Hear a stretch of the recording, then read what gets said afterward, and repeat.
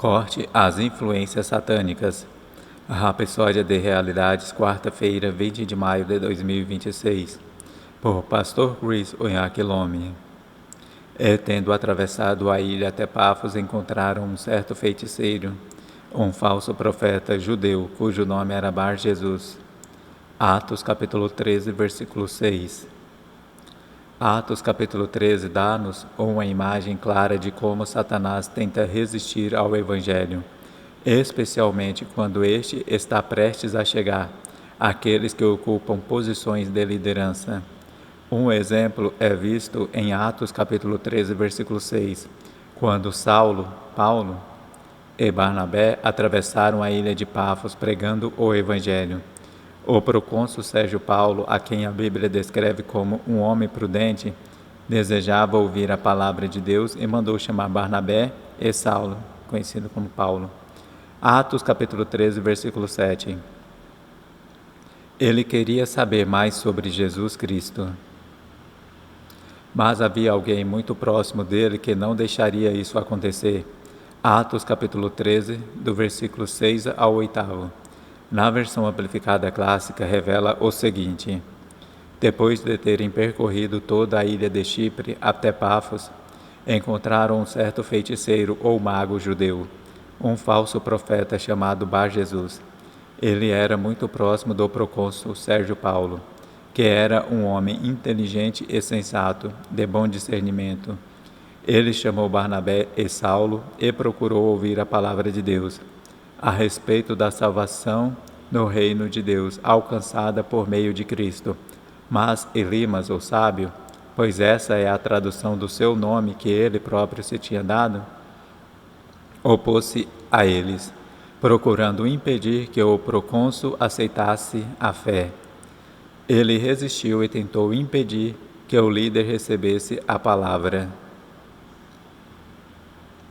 Então a Bíblia diz: Saulo, também chamado Paulo, cheio do Espírito Santo, fixou os olhos nele e disse: Ó cheio de toda a astúcia e de toda a malícia, filho do diabo, inimigo de toda a justiça, não cessarás de perverter os caminhos retos do Senhor?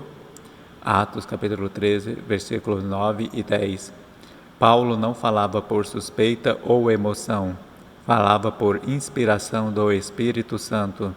Chamou-o pelo que ele realmente era, um filho do diabo, um inimigo de toda a justiça.